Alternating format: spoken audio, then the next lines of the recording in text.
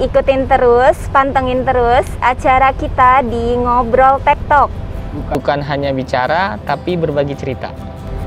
Ya, hari ini kebetulan kita ingin ngobrol bareng seorang dokter. Dia adalah Ketua Pelaksana Vaksin COVID-19 di Vaskes wilayah DKI Jakarta. Penasaran? Ikutin terus.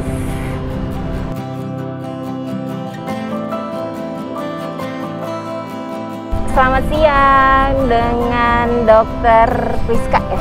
Iya, betul Kak Dokter Tina. Priska. Gimana Dokter Priska? Benar nih, sekarang sedang bertugas sebagai Ketua Pelaksana ya, vaksin COVID-19 ya? Betul Kak Tina. Sekarang dipercayakan untuk menjadi Ketua Pelaksana vaksin COVID di wilayah Gambir. Ini perlu pelatihan ya pastinya ya? Betul, kami sudah mulai pelatihan sejak bulan September tahun lalu.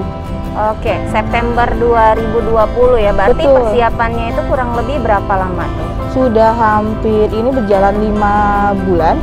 Banyak tuh orang yang dilatih untuk ikut langsung. Kalau untuk gelombang pertama pada angkatan saya itu sekitar 169 dari Jakarta Pusat. Kalau untuk gelombang selanjutnya kemarin seluruh DKI itu hampir 500 vaksinator.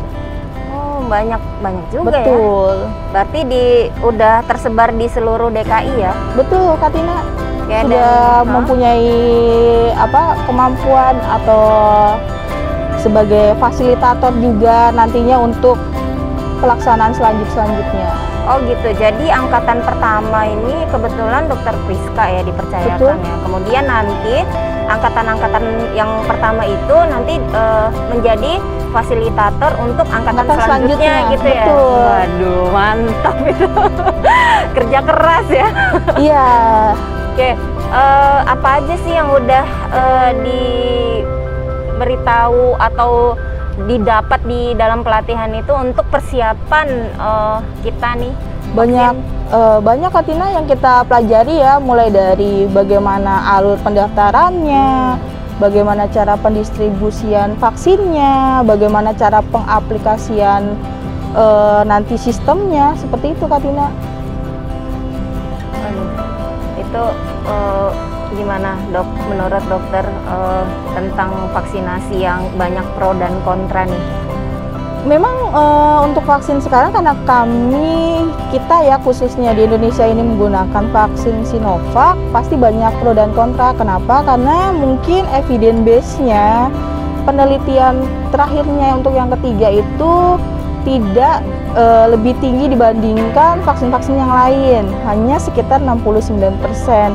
Tetapi menurut saya itu sudah lebih cukup dengan standar yang diberikan WHO. WHO sendiri itu menargetkan 50% evidence base-nya. Jadi kita sudah lebih unggul sekian puluh persen sebenarnya. Kalau untuk gelombang 1 sendiri emang khusus untuk tenaga kesehatan ya dok ya? Betul Mas Satrio, untuk gelombang pertama dan kedua itu ditujukan untuk nakes atau petugas yang berkaitan langsung dengan masyarakat umum. Seperti itu. Jadi untuk masyarakat luas nanti setelah nakes selesai baru masyarakat luas baru mendapatkan vaksin. Benar-benar. Itu yang kita tahu kan dia dapat SMS itu ya dok? Betul, Ya. betul.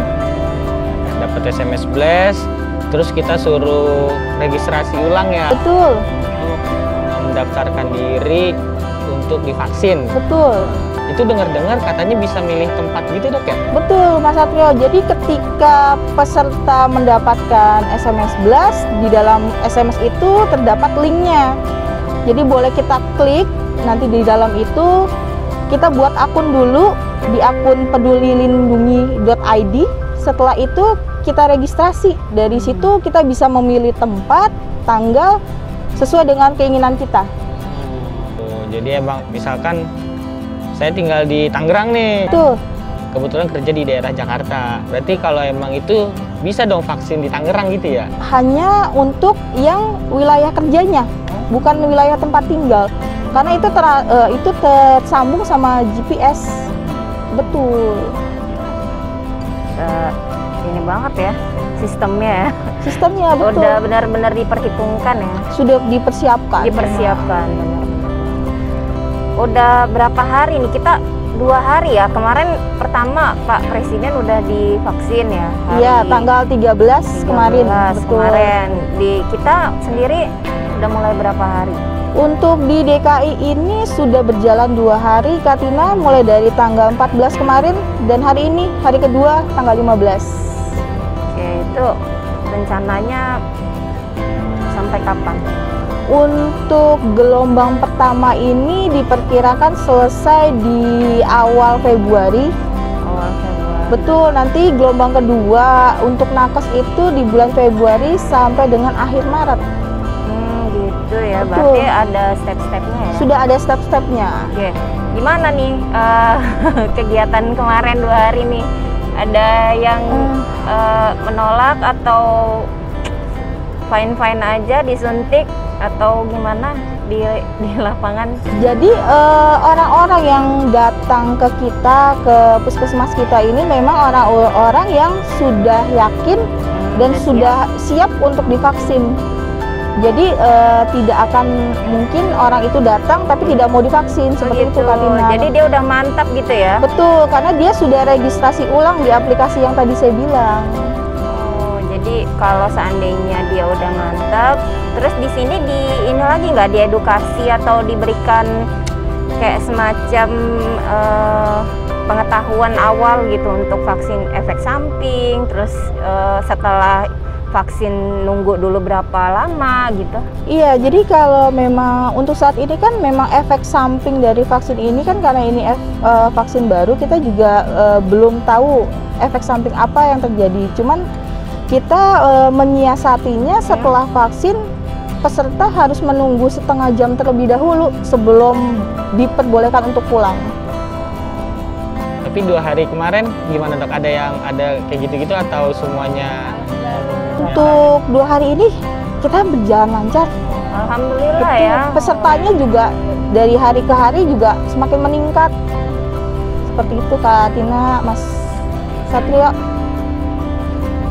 Kalau menurut dokter sendiri nih gimana sih?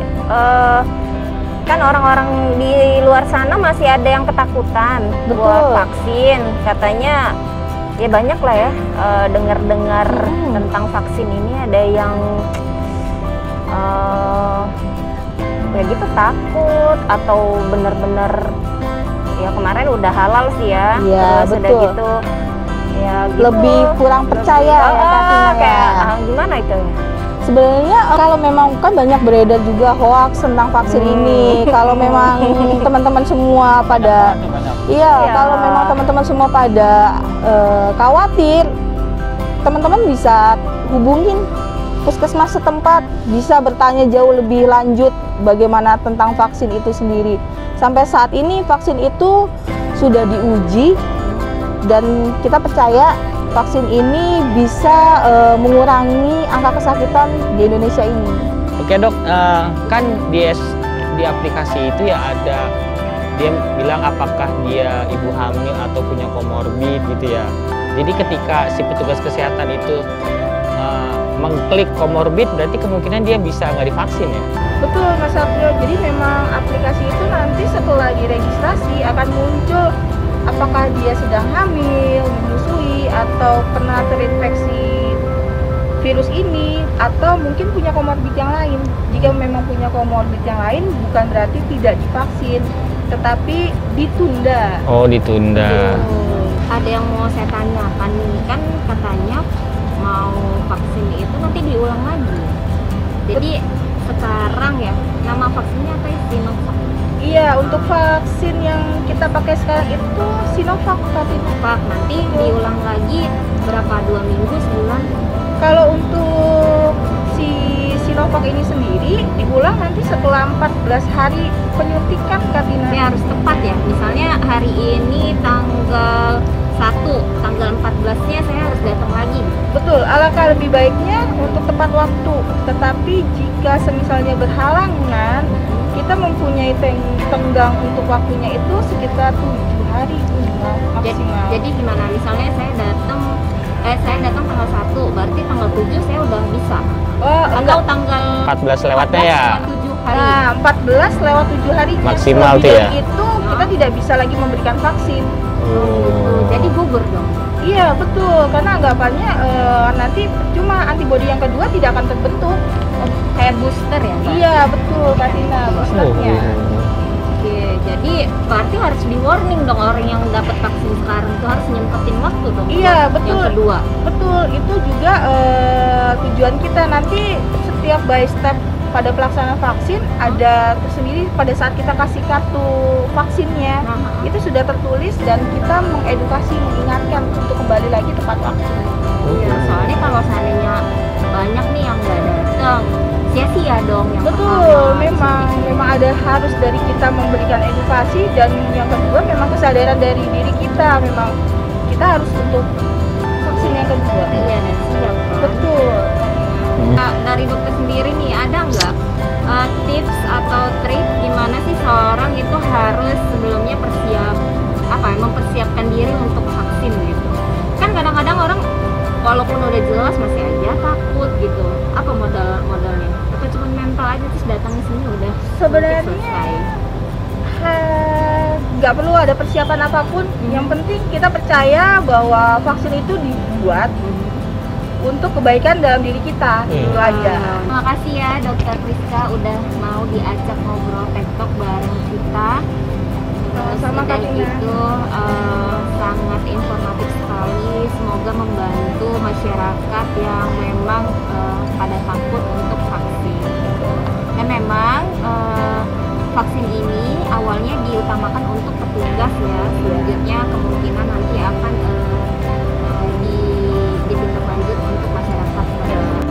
Oke, mungkin buat semuanya ini kayaknya patut ditonton deh, karena buat teman-teman petugas kesehatan kan banyak juga tuh yang kemakan hoax di media sosial ya.